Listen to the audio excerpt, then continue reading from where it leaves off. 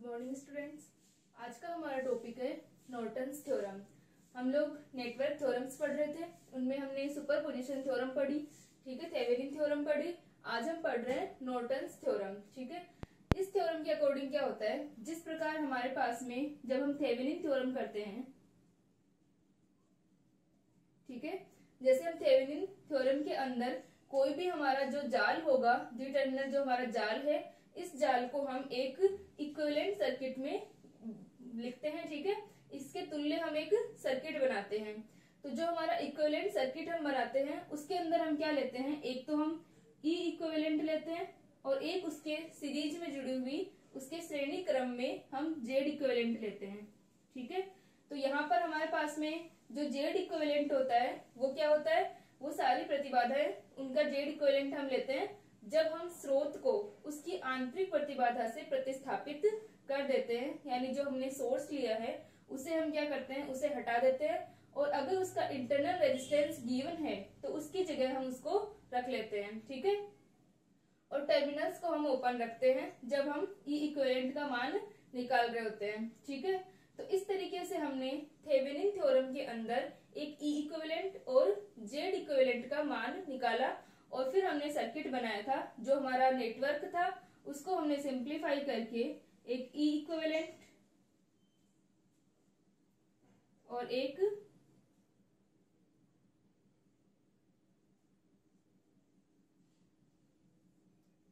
Z equivalent, इसके तुल्य हमने सर्किट बना लिया था, ठीक है। तो इस प्रकार हम थेवेनिन थ्योरम के अंदर ई इक्विवेलेंट एंड जेड इक्विवेलेंट बनाते हैं। वैसे ही नॉर्टन थ्योरम के अंदर हम क्या करते हैं, ई इक्विवेलेंट की जगह हम आई इक्विवेलेंट लेते हैं, जिसे हम धारा स्रोत कहते हैं। जिस प्रकार ये हमारा क्या है, वोल्टता स्रोत है। वोल्टता स्रोत के अंदर क्या होता है, वोल्टता स्रोत में हमेशा हम रेजिस्टेंस को उसके सीरीज में लगाते हैं और इसी सर्किट को हम अगर धारा स्रोत की तुल्य हम लिखें, अगर धारा स्रोत के फॉर्म में अगर हम लिखेंगे तो हमारे पास में क्या होगा, एक धारा स्रोत आई इक्विवेलेंट और उसके पैरेलल में एक जेड इक्विवेलेंट होगा, ठीक है। तो जिस प्रकार हमने वोल्टता स्रोत लिखा, वोल्टता स्रोत में हमारे पास में क्या है, एक ई इक्विवेलेंट है और एक जेड इक्विवेलेंट है। उसी प्रकार हम ये हमारा थेवेनिन थ्योरम का रूप था, ठीक है। इसी प्रकार हम क्या कर सकते हैं, नॉर्टन थ्योरम के अकॉर्डिंग हम इसी सर्किट को या फिर हमारा जो जाल है उसे हम क्या कर सकते हैं, इस सर्किट के फॉर्म में लिख सकते हैं। ये हमारा क्या होगा, आई इक्विवेलेंट, जेड इक्विवेलेंट और जेड आर, ठीक है। यानी ये जितना अपना ये वाला सर्किट है ये इसके तुल्य होगा, ठीक है। ये दोनों क्या है, तुल्य हैं आपस में। यानी अगर हम इस सर्किट से आई आर का मान निकालें या हम इस सर्किट से आई आर का मान निकालें, सेम ही आएगा। दोनों सर्किट क्या होंगे, तुल्य होंगे। यानी हम इस जाल को एक वोल्टता स्रोत और जेड इक्विवेलेंट की फॉर्म में या धारा स्रोत या जेड इक्विवेलेंट की फॉर्म में लिख सकते हैं। बस यहाँ पर जब हम वोल्टता स्रोत की फॉर्म में लिख रहे हैं तो जेड इक्विवेलेंट सीरीज में होगा और जब हम धारा स्रोत की फॉर्म में लिख रहे हैं तो जो जेड इक्विवेलेंट होगा वो क्या होगा, पैरेलल में होगा। यानी ये हमारा वोल्टेज सोर्स था और ये हमारा क्या है, करंट सोर्स है। तो इस तरीके से हम इसको लिख सकते हैं।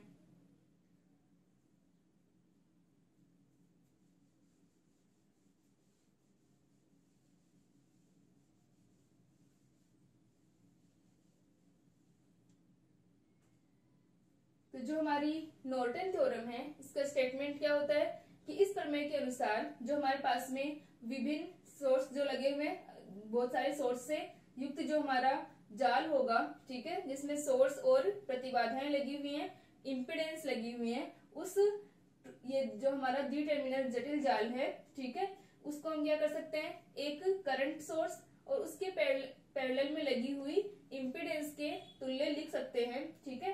यानी हमारा जो धारा जनित्र है और उसके समांतर में प्रतिबाधा जेड इक्विवेलेंट के तुल्य माना जा सकता है इस जटिल जाल को, इस कॉम्प्लेक्स नेटवर्क को, ठीक है। जो धारा जनित्र से उत्पन्न धारा होगी आई इक्विवेलेंट, उसका मान क्या होगा, दो टर्मिनलों के मध्य प्रवाहित लघुपथी धारा के समान, ठीक है। यानी जो हम आई इक्विवेलेंट निकालेंगे वो आई इक्विवेलेंट क्या होगी, आई एस सी होगी शॉर्ट सर्किट करंट होगी, ठीक है।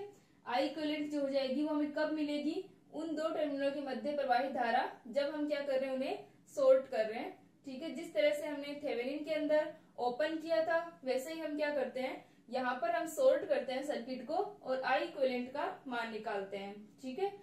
और जो हमारी प्रतिबाधा होगी वो क्या होगी, जेड इक्विवेलेंट का मान टर्मिनल के मध्य प्रभावी प्रतिबाधा के बराबर होगा, जबकि जाल के स्रोतों को उनकी आंतरिक प्रतिबाधाओं से प्रतिस्थापित कर दिया गया है। ये सेम वैसे उसके अंदर था कि जब हमारे पास में कोई भी सोर्स गिवन है तो उस सोर्स की जो इंटरनल रेजिस्टेंस होगी उसको तो हम रख लेंगे और सोर्स को हम हटा देते हैं, ठीक है। और फिर हम एक इफेक्टिव इम्पिडेंस निकालते हैं, वो हमारी क्या होगी, जेड इक्विवेलेंट होगी, ठीक है। और जेड इक्विवेलेंट का मान निकाल लेंगे हम, और जो हमारी आई इक्विवेलेंट है वो आई एस सी है, शॉर्ट सर्किट करंट है, यानी हम टर्मिनल्स को क्या कर रहे हैं, शॉर्ट कर रहे हैं, ठीक है। तो इस तरीके से हम आई इक्विवेलेंट एंड जेड इक्विवेलेंट निकाल करके उसे एक करंट सोर्स और पैरेलल में लगी हुई इम्पीडेंस के इक्विवेलेंट सर्किट हम बना लेंगे, ठीक है। यही हमारी नॉर्टन्स थ्योरम होती है। तो सबसे पहले जैसे हम इसको प्रूफ करने के लिए हम थेवेनिन थ्योरम के अकॉर्डिंग इसे प्रूफ करते हैं।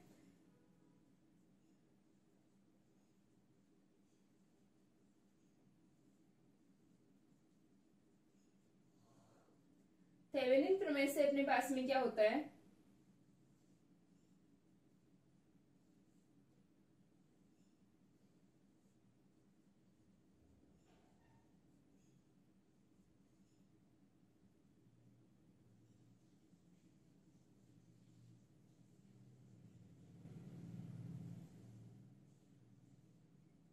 जेड इक्विवेलेंट और ये हमारा क्या है, जेड आर है, ठीक है।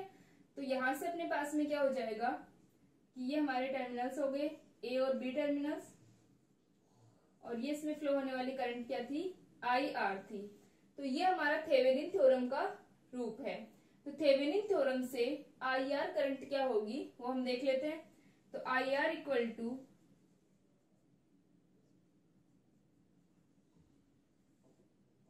ठीक है, आई आर का मान क्या हो जाएगा, ई इक्विवेलेंट जो सोर्स लगा है अपॉन जितनी भी इम्पिडेंस है, तो Z equivalent plus Z R. तो यहां से अपने पास में आई आर इक्वल टू आ गया E equivalent upon Z equivalent plus Z R, ठीक है। तो ये अपने पास में वैल्यू आ गई आई आर की। तो जो अपने पास में आई आर आया है वो हमने थेवेनिन थ्योरम से लिखा है। अब हम देखते हैं कि अगर हम इसके तुल्य सर्किट बनाए, यानी नॉर्टन थ्योरम का अगर हम सर्किट बनाए तब भी क्या करंट का मान यही आता है, ठीक है। तब तो क्या हो जाएगा कि हम सर्किट को जिस तरह से थेवेनिन थ्योरम की फॉर्म में लिखते हैं वैसे ही हम नॉर्टन तुल्य सर्किट भी बना सकते हैं। तो यहाँ पर इसका स्टेटमेंट लिख ले पहले।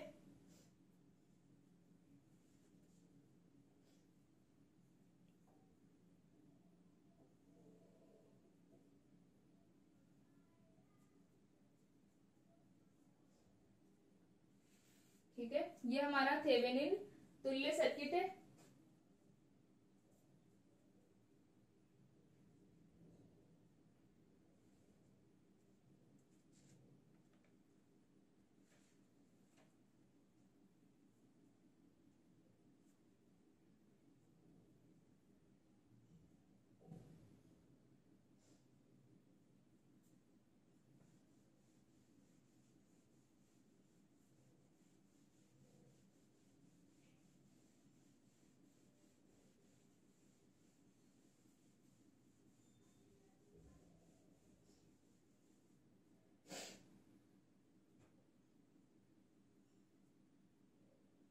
ठीक है, यहाँ तक हो गया अपना थेवेनिन थ्योरम से हमने ये सर्किट बना लिया।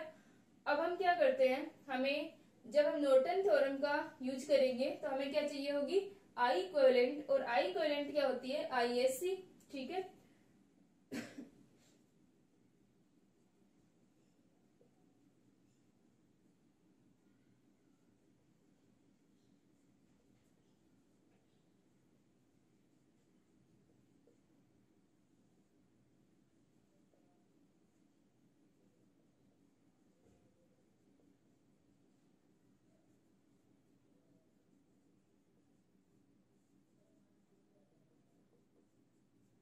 ठीक है। अब हम क्या करें, ए तथा बी टर्मिनल को लघुपथित करते हैं तो क्या होगा, लघुपथित हम सॉर्ट कर रहे हैं।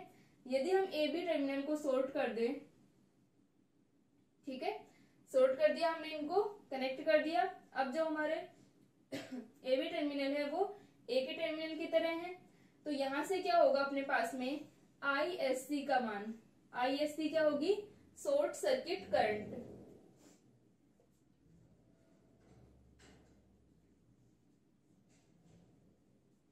आईएससी क्या हो गई, अब इस सर्किट में फ्लो होने वाली करंट, क्योंकि यहाँ पर अपने पास में अब जेड आर का कोई मतलब नहीं है, यहाँ से हमने ए बी को सॉर्ट कर दिया है, ठीक है। तो आईएससी क्या हो गई, ई इक्विवेलेंट अपॉन जेड इक्विवेलेंट, ठीक है, और इसे हम क्या कहते हैं, आई इक्विवेलेंट कहते हैं, ठीक है। तो अब हम क्या करते हैं, इसका हम नॉर्टन तुल्य परिपथ बनाते हैं। जेड इक्विवेलेंट वही रहेगा जो हम थेवेनिन के अंदर निकालते हैं।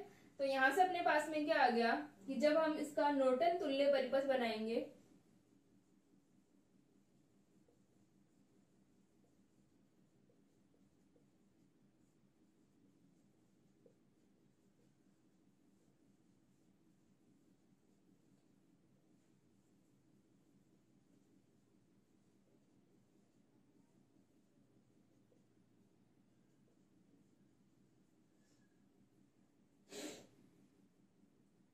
तो नॉर्टन तुल्य परिपथ बनाने पर क्या होगा,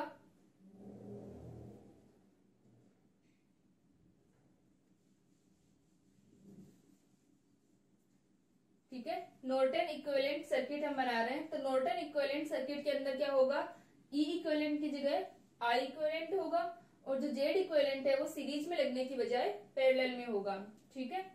तो यहां से अपने पास आ जाएगा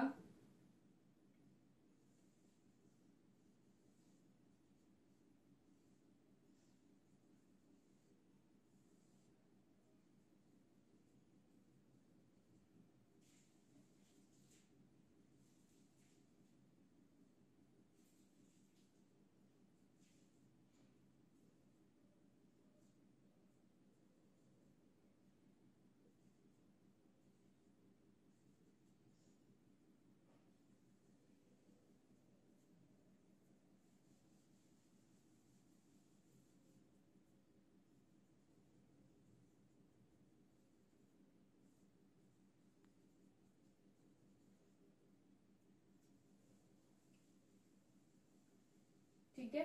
तो जब हमने थेवेनिन थ्योरम से आई आर का मान निकाला था, तो I R equal to E equivalent upon Z equivalent plus Z R आया था, ठीक है। अब हम क्या करते हैं, हमने इसका नॉर्टन तुल्य परिपथ बनाया, ठीक है। आई इक्वलेंट का मान हम आई एस से निकालेंगे, ठीक है, और जेड इक्वलेंट वही रहेगा जो हमारा थेवेनिन के अंदर होता है। और यहां से हमने इसको सर्किट बनाया, तो इसके अंदर हम क्या निकालेंगे, आई आर डैश निकालेंगे,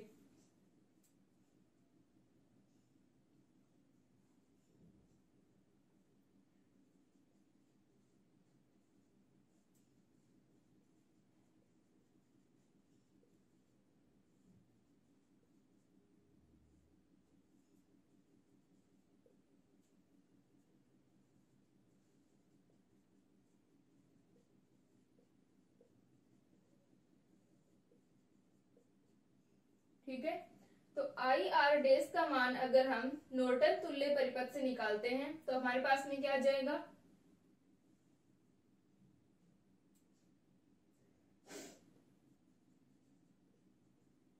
आई आर डैश इक्वल टू, अब ये जो हमने यूज किया हुआ है वो हमारा क्या हो जाएगा, इस आई आर डैश का मान क्या होगा, इस सर्किट में फ्लो होने वाली करंट, ठीक है। तो यहां से अपने पास में क्या हो गया कि यहाँ पर वोल्टता कितनी है, I equivalent into Z equivalent, ठीक है।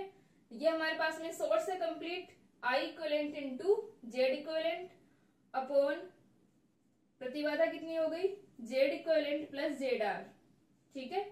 तो यहां से हमारे पास में आई आर डैश का मान क्या आएगा, जितना हमारा सोर्स प्रेजेंट है अपॉन जितनी प्रतिबाधा है Z equivalent plus Z R, ठीक है। तो ये हमारी क्वेश्चन नंबर 1। तो समीकरण 2 से इसे मान रख दें,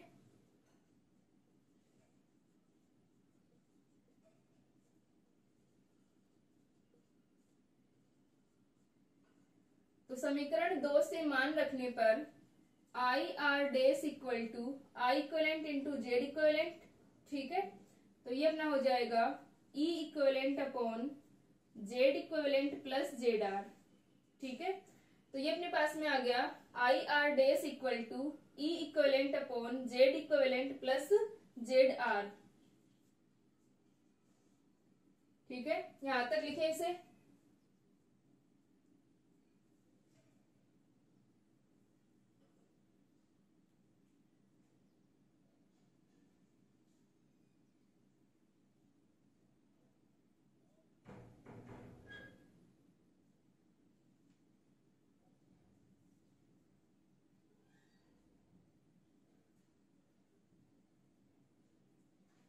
ठीक है, यहां तक हो गया।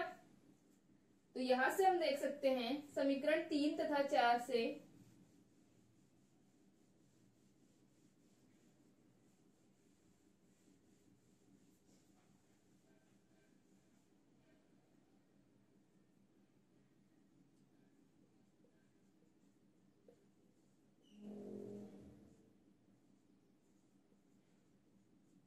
समीकरण 3 तथा 4 से क्या अपने पास में, 3 तथा 4 से नहीं, 1 और 4 से, ठीक है।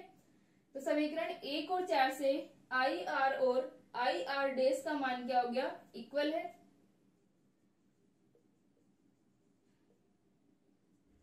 तो क्या हो जाएगा, अतः थेवेनिन थ्योरम, थेवेनिन प्रमेय से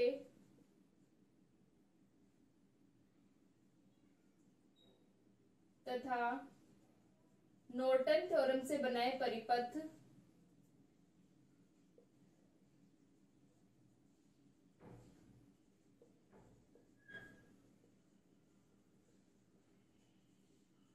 तुल्य होते हैं।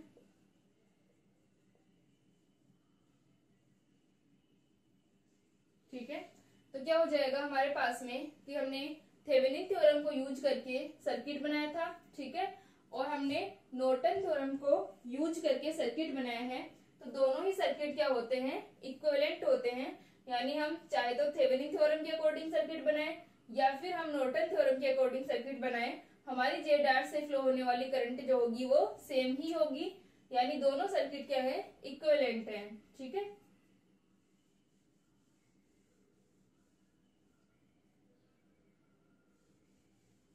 तो यहां से अपने पास में क्या हो गया कि ये नॉर्टन प्रमेय की पुष्टि होती है। ठीक है, अब यदि हम लोड पर वोल्ट का देखें, यहां से हम लिख सकते हैं कि अतः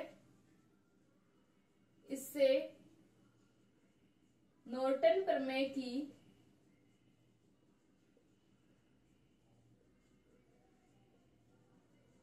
पुष्टि होती है। ठीक है, तो यहां से अपने पास में क्या हो जाएगा, इससे नॉर्टन थ्योरम की पुष्टि होगी। अब लोड पर वोल्टता, ठीक है, या हम थेवेनिन थ्योरम से अगर लोड पर वोल्टता लिखें,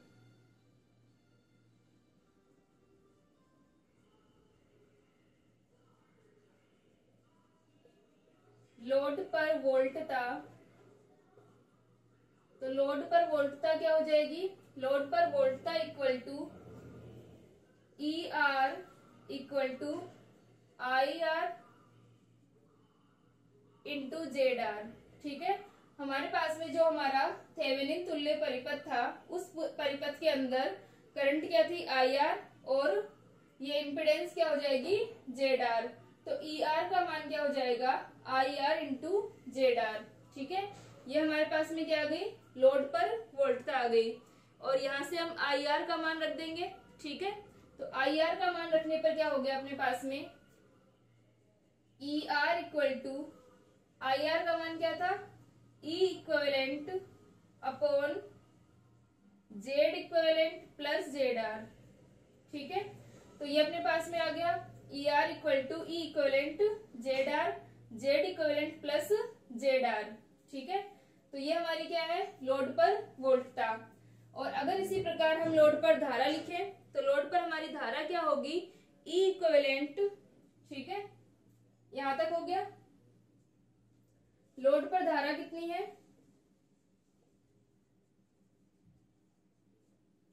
आई R equal to E equivalent upon Z equivalent plus Z R.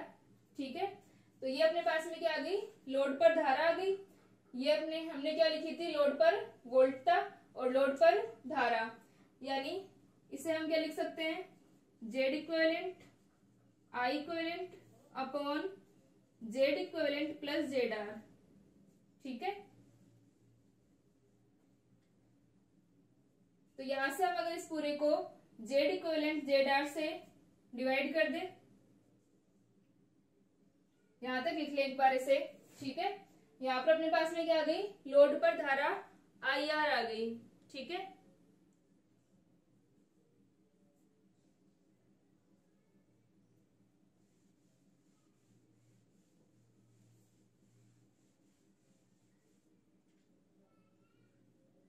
तो यहां से हम इसको लिख सकते हैं कि उपरोक्त को Z equivalent into Z R से हर वह अंश में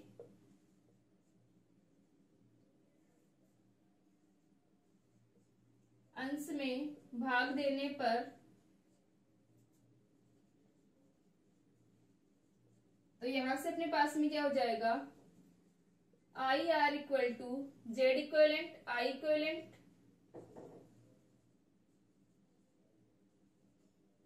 divided by Z equivalent Z R upon Z equivalent upon Z equivalent Z R plus Z R Z equivalent plus Z R. ठीक है, तो ये अपने पास में आ जाएगा I R equal to Z equivalent I equivalent. ठीक है, और जेड इक्विवेलेंट से Z equivalent cancel, I equivalent 1 upon Z R, और ये हो जाएगा अपने पास में 1 upon Z R plus Z equivalent, और इसे हम लिख सकते हैं I R equal to I equivalent Y R upon Y R plus Y equivalent. ठीक है, तो जहां तक हमने I R equal to I R dash लिखा था और थेवेनिन एंड नॉर्टन जो हमारे सर्किट थे उनको तुल्य बताया था, वहां पर हमारी क्या हो गई थी, नॉर्टन थ्योरम की पुष्टि हो गई थी। लेकिन अगर हम जेड आर यानी जो हमारी लोड ये है इम्पिडेंस, ठीक है, इसे हम यदि हम इसके ऊपर वोल्टता लिखना चाहें तो क्या हो जाएगी, E R I R into Z R, और यहाँ पर जो करंट थी वो क्या थी, हमारी आई आर थी, और इसे हम प्रवेश्यता की फॉर्म में लिख सकते हैं, क्योंकि जब हम करंट सोर्स की बात कर रहे होते हैं तो जब हम नॉर्टन थ्योरम के अंदर करंट सोर्स और ये आई इक्विवेलेंट इंटू जेड इक्विवेलेंट की फॉर्म में लिखेंगे तो हम क्या कर सकते हैं, यहाँ पर हम प्रतिबाधा की जगह प्रवेश्यता को यूज ले सकते हैं। तो यहाँ पर अपने पास में क्या आ जाएगा, I R equal to I equivalent Y R upon Y R plus Y equivalent, और जो हमारी प्रवेश्यता होती है एडमिटेंस वो क्या होगी, इसका इनवर्स होगी 1 अपॉन जेड इक्विवेलेंट या 1 अपॉन जेड होगी। ठीक है, वाई क्या है, हमारी प्रवेश्यता है, एडमिटेंस है। तो यहां से अपने पास में क्या आ गया, एडमिटेंस का मान आ गया। ठीक है, यहां तक लिख लें इसे। फिर हम नॉर्टन थ्योरम के ऊपर एक एग्जांपल सोल्व करते हैं।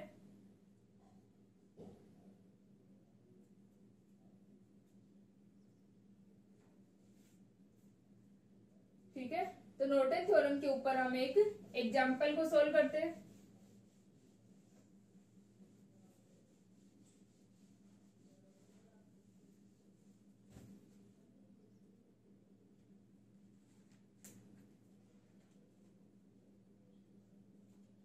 हमें क्वेश्चन गिवन है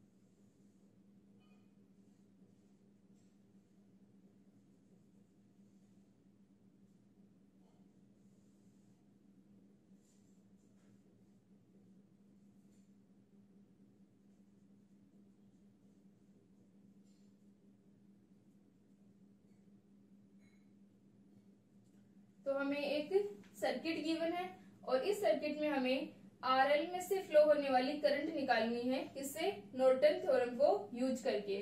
ठीक है, तो पहले तो हमें नॉर्टन प्रमेय के अनुसार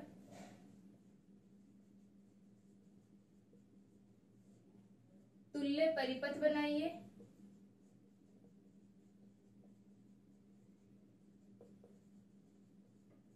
ठीक है, तथा प्रतिरोध आरएल से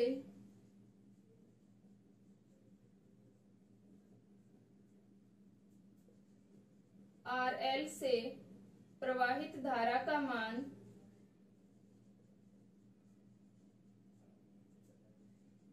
ज्ञात कीजिए। ठीक है, तो हमें क्या करना है, हमें एक सर्किट गिवन है, इस सर्किट में आरएल से फ्लो होने वाली हमें करंट निकालनी है और वो किसको यूज करके? नॉर्टन थ्योरम को यूज करके निकालनी है और हमें इसका नॉर्टन इक्विवेलेंट सर्किट बनाना है। ठीक है, ये बना लें। अब हम इसको सॉल्व करते हैं।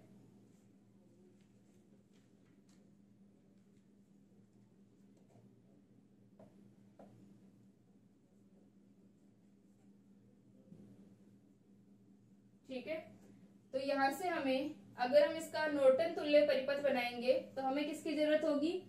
आई इक्विवेलेंट, ठीक है, और जेड इक्विवेलेंट की। आई इक्विवेलेंट हमारा क्या होता है? आई एस सी होती है, यानी हम ए बी टर्मिनल्स को शॉर्ट कर दे तब हमारे पास में जो करंट आएगी वो क्या होगी? आई इक्विवेलेंट होगी। तो हम क्या करते हैं, ए बी टर्मिनल को लघुपथित करने पर, ठीक है, हम क्या कर रहे हैं? ए बी टर्मिनल को शॉर्ट कर रहे हैं, तो सर्किट क्या हो जाएगा हमारा?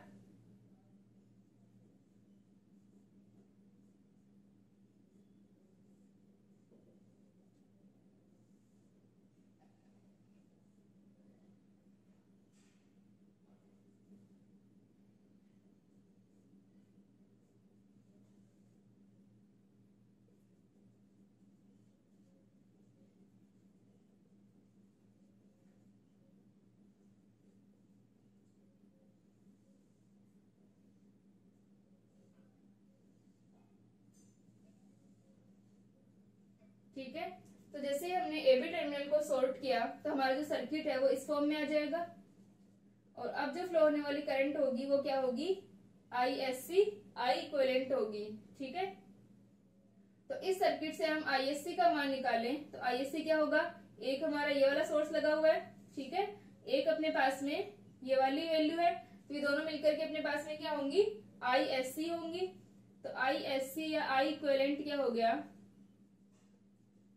E1 अपॉन R1 प्लस का E2 अपॉन R2। ठीक है, तो ISC का मान क्या हो गया अपने पास में? E1 upon R1 plus E2 upon R2। ठीक है, 12 अपॉन 20 प्लस 6 अपॉन 30 और ये अपने पास में आ जाएगा 12 अपॉन 20 है। ठीक है,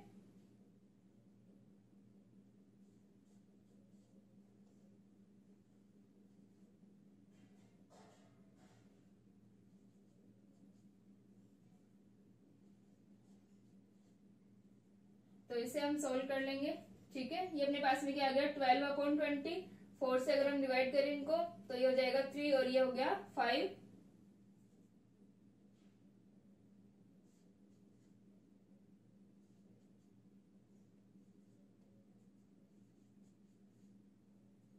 तो ये अपने पास में क्या आ गई? करंट आ गई, आई इक्विवेलेंट आ गई।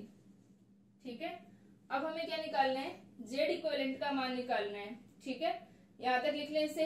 अब हम क्या निकालेंगे? जेड इक्विवेलेंट का मान।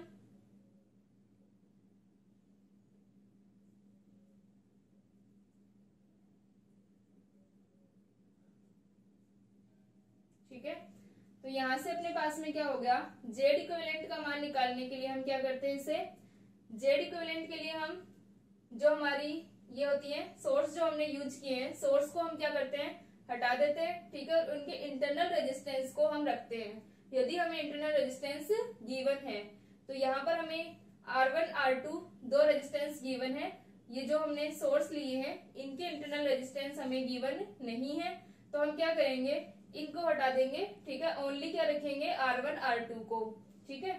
तो फिर हमें क्या निकालना है, ये हमारी I इक्विवेलेंट हो गई और हमें Z इक्विवेलेंट निकालना है, ठीक है।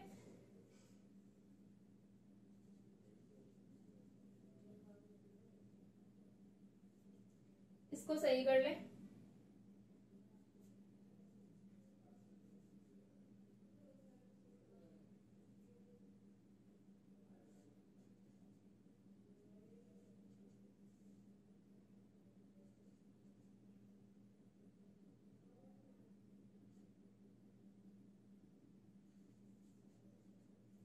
ठीक है, तो ये यहां से अपने पास में क्या आ जाएगा, ये अपनी I इक्विवेलेंट आ गई। अब हम Z इक्विवेलेंट को निकालते हैं, ठीक है। तो Z इक्विवेलेंट का मान होगा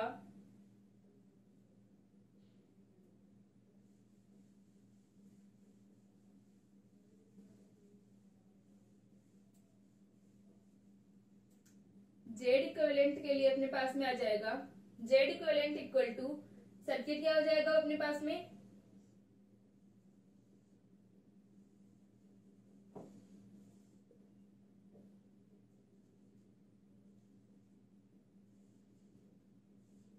ठीक है, ये अपने क्या है, AB टर्मिनल्स है। तो Z इक्विवेलेंट के लिए हमने E1 और E2 को हटा दिया है, ठीक है, ओनली क्या रहेंगे हमारे पास में R1 R2 रहेंगे। तो यहाँ से ये दोनों क्या हो गए, पैरेलल के अंदर, तो इनको हम पैरेलल में लिखेंगे, ठीक है। सिर्फ हमारे पास में क्या है, R1 और R2 है, तो हम इससे Z इक्विवेलेंट का मान निकाल लेंगे, ठीक है। यहाँ तक हमने क्या किया था, I इक्विवेलेंट का मान निकाला था, अब हम Z इक्विवेलेंट का मान निकाल लेंगे। तो ये अपने पास में आ जाएगा R1 R2 upon R1 plus R2, ठीक है। तो Z equivalent equal to R1 R2 upon R1 plus R2।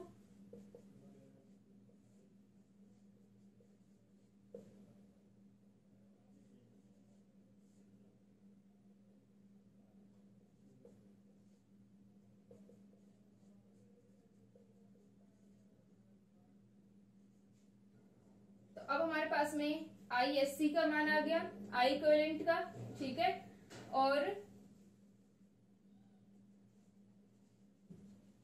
Z equivalent का मान आ गया। तो हम क्या करते हैं, इसका नॉर्टन तुल्य परिपथ बना लेते हैं।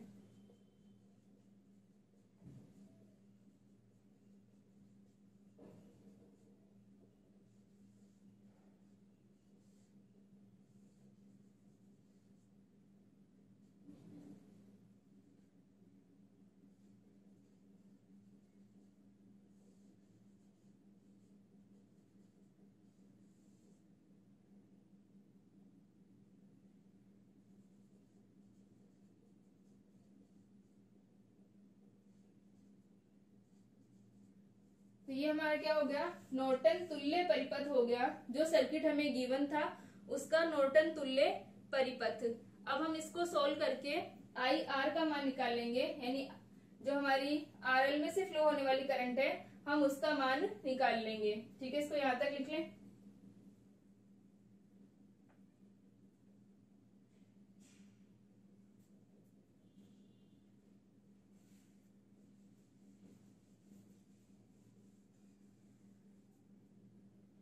RL में से प्रवाहित होने वाली धारा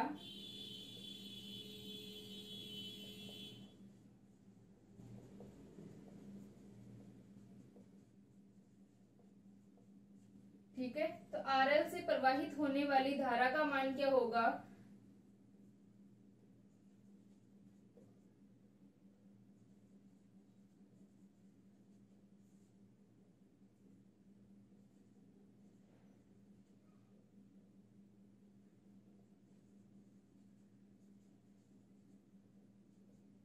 I equivalent into R equivalent upon R equivalent plus RL, ठीक है। ये अपने पास में 0.34 एम्पियर आएगी।